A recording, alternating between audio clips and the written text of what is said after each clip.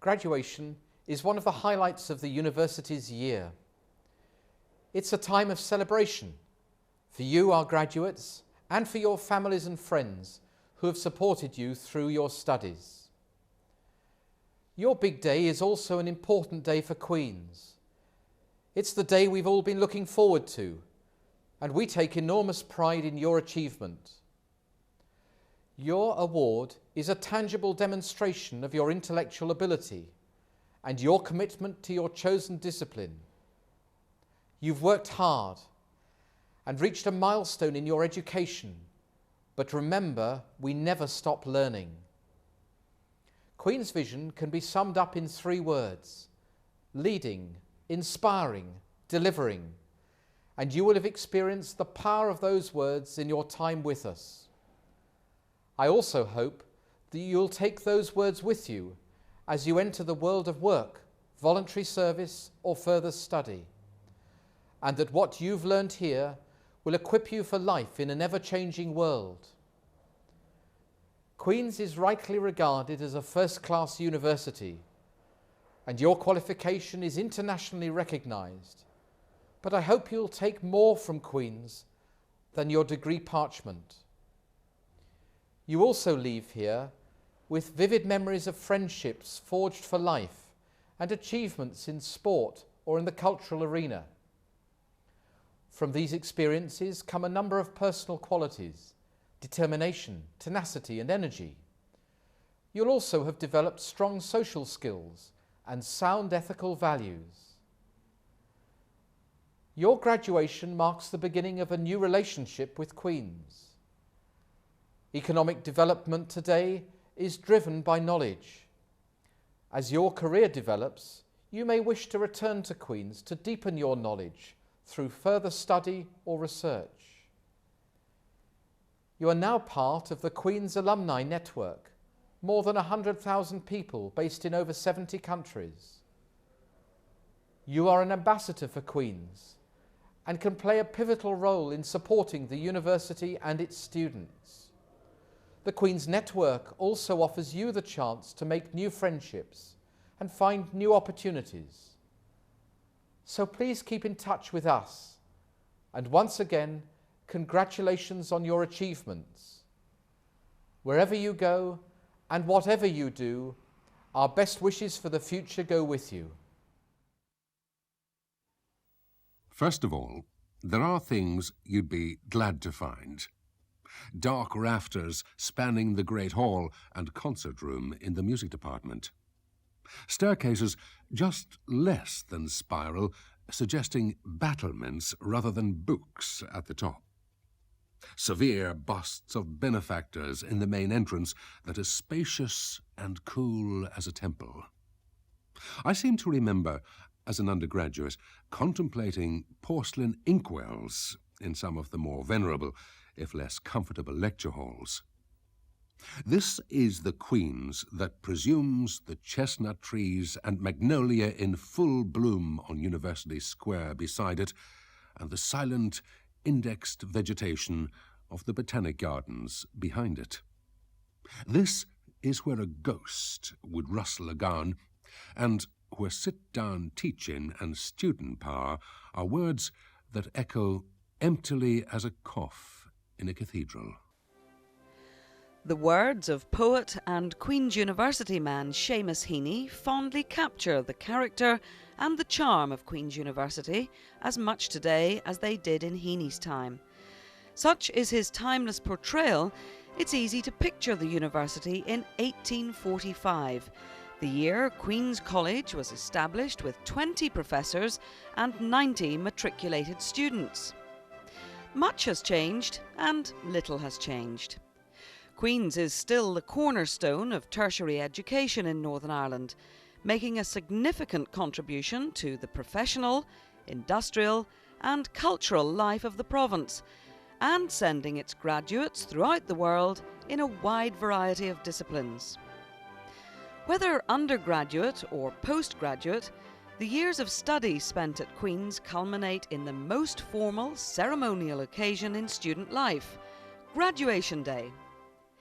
In the Whitla Hall, as those students wait for the ceremony to begin, Many will be reflecting on their memories of Queen's, the hours of study spent in lectures, seminars, practicals, and of course in the libraries. The friendships established not only through study, but through those very important non-academic activities of student life which Queen's offers in abundance on campus, in Belfast and throughout the province.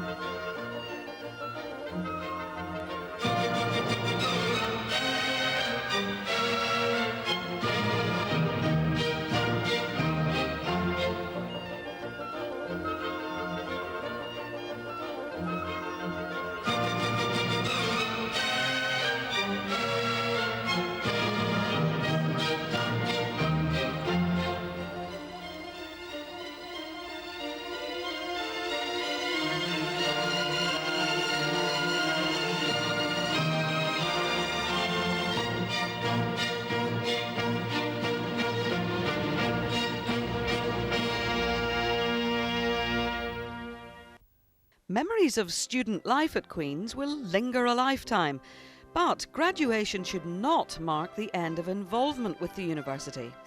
The relationship between the university and its alumni begins with the graduation ceremony. So let's join family and friends in the Whitla Hall as the ceremony begins.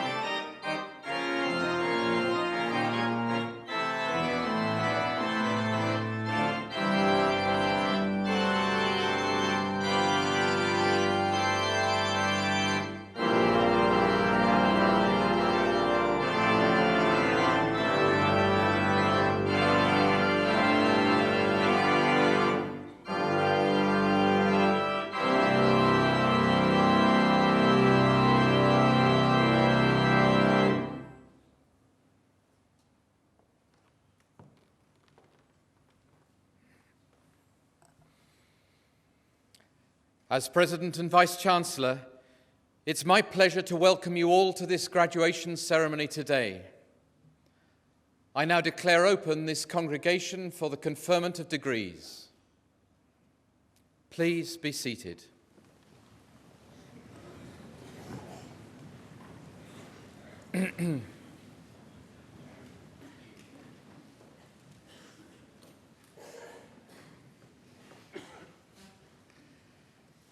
I now call upon Professor John Mann to present Dr. Adam Hart-Davis, this morning's honorary graduand.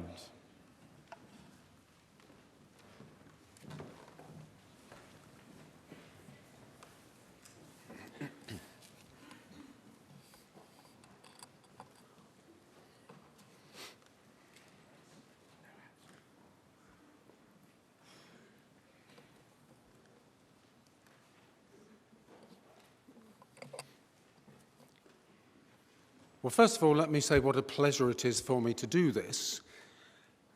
Most of us have welcomed Dr. Adam Hart-Davis into our living rooms during the last 12 years, watching him striding through our towns dressed as a Roman centurion, or cycling down country lanes in his trademark fluorescent pink and yellow cycling clothes in search of the workplace of some half-forgotten inventor. These TV appearances are always memorable and have established him as one of our foremost popularizers of science and engineering.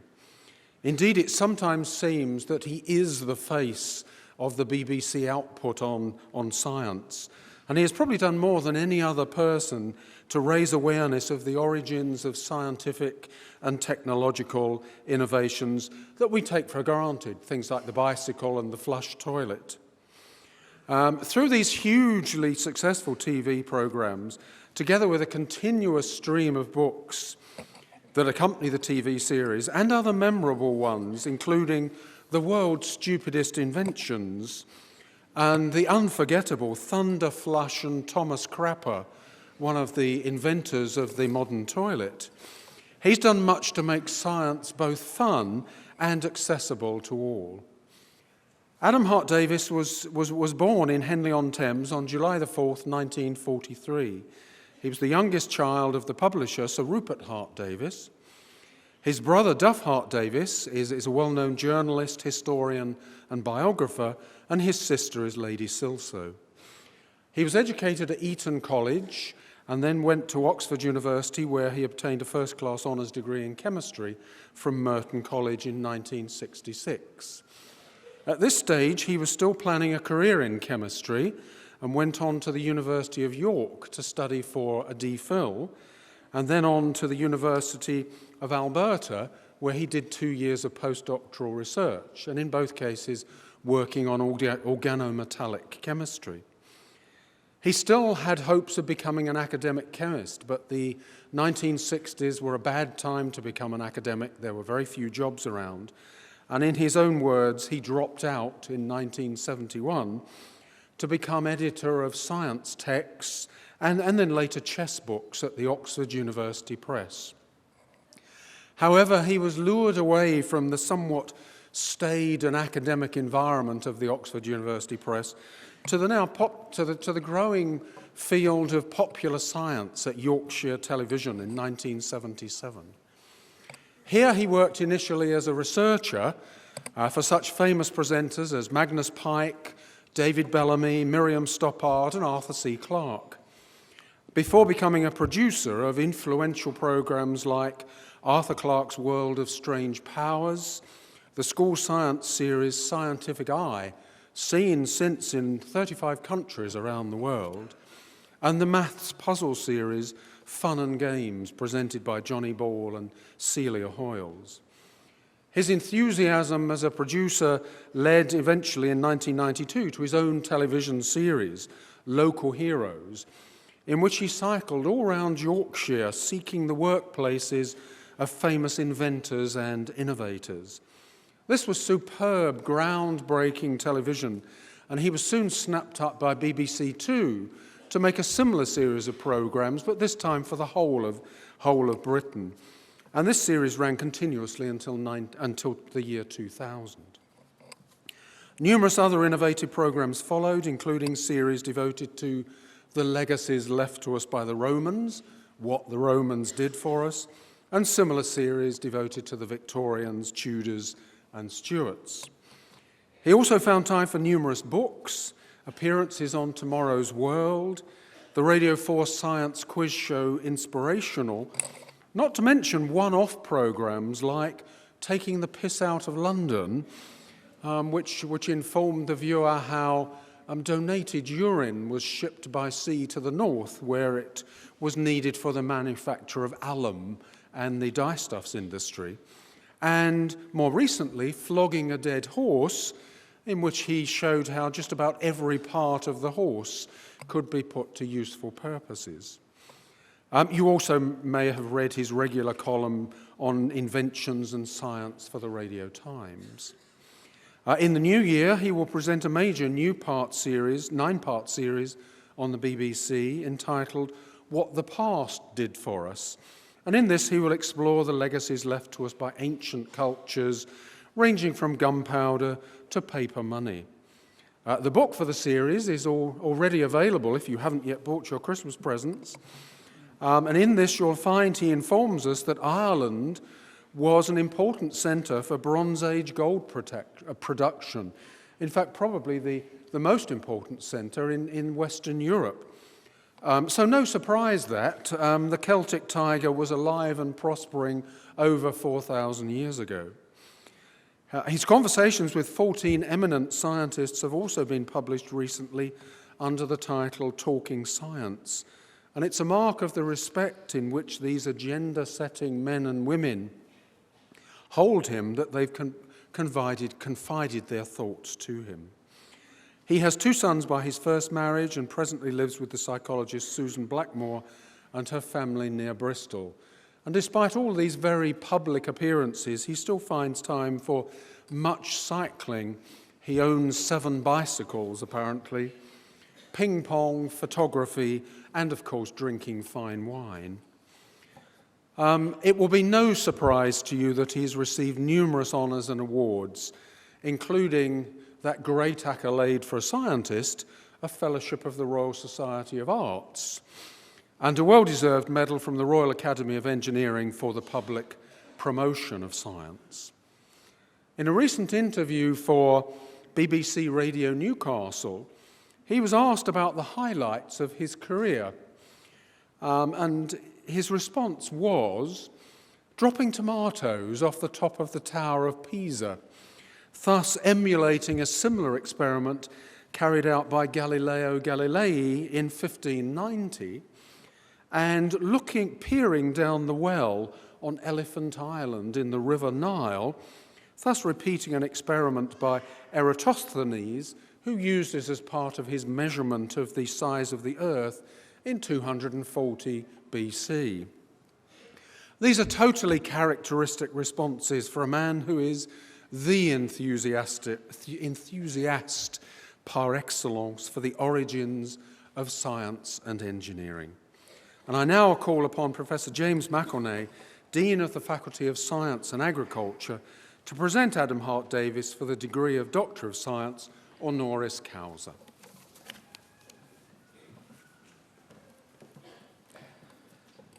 Vice-Chancellor of the University, with the authority of Senate, I ask you to confer on Adam Hart-Davis the degree of Doctor of Science honoris causa. In the name and with the authority of the University, I confer on you the degree of Doctor of Science honoris causa. Many congratulations. It's lovely to have you with us today. I'm going to turn you around a bit so that people can see.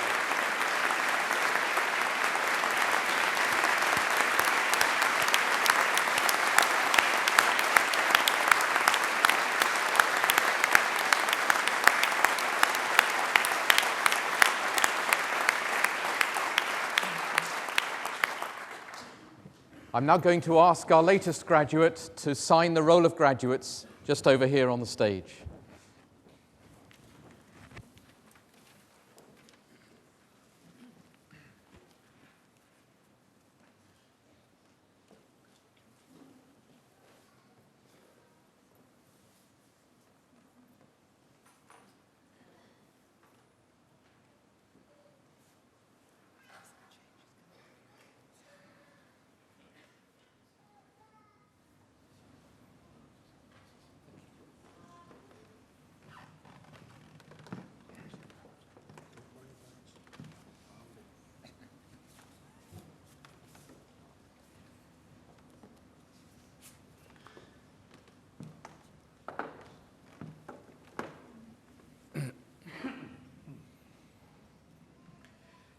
I'm now going to call upon Dr. Adam Hart-Davis, our new honorary graduate, to address this assembly.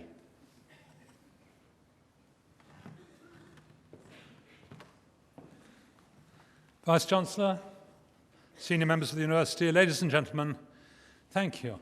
Thank you. I'm dead chuffed. It's really nice to come here and be given a piece of paper. I'm very fond of Belfast. It's a terrific city. I've been here, I was trying to remember how many times, and I can't, it's 6 or 7 times, starting around 25 years ago when I set up a television program about Gordon Blair, an engineer of this university, and the motorbikes he was making.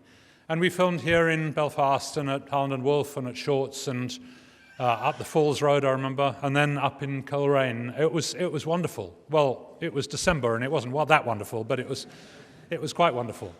And then I came here again about 10 years ago for Local Heroes, and we talked about John Boyd Dunlop and the pneumatic tyre which he invented here. He was a Scottish vet, and his son Johnny complained when he rode his tricycle to school that the cobbled streets made his bottom sore. And so John Boyd Dunlop made this wonderful pneumatic tyre out of a piece of rubber tube and a football valve, and apparently a bit of one of his wife's old dresses, which he wound round and round and nailed to the rim. And Johnny was dead chuffed because he didn't get a sore bottom, and what's more, when he raced with his friends, he won the races. And there was an absolutely critical bike race here at Queen's, in the Queen's playing fields, in April of 1889, when Dunlop persuaded a champion racer called Willie Hume to use these new pneumatic tyres. And all the other guys, macho guys, came in their high bicycles, the penny farthings, and they laughed when they saw Willie Hume on a safety bicycle, and particularly with these namby-pamby tyres. They just laughed at him until he won the race. Then they all wanted pneumatic tyres, and the Dunlop Rubber Company took off. So that was one of my best, great fun we had doing that piece. And also we talked about Harry Ferguson, who lived here in Belfast in the early 20th century, built his own plane, invented all sorts of new agricultural implements, in particular a small lightweight tractor, which became known as the Wee Fergie after him. And I ploughed a field just outside the city with a Wee Fergie all afternoon, and I tell you, my furrows were the straightest I've ever seen. Mind you, I haven't seen many others, but anyway, I do like this place a lot, and it's a privilege to be back here and great fun. Now, it's been suggested that I should tell you a little bit about how I got to where I am. And as Professor Mann said, I started out trying to be an academic chemist. Like you, I got a degree, and it was hard work, and I congratulate you all. Well done. It's terrific. And when I'd finished, my grandmother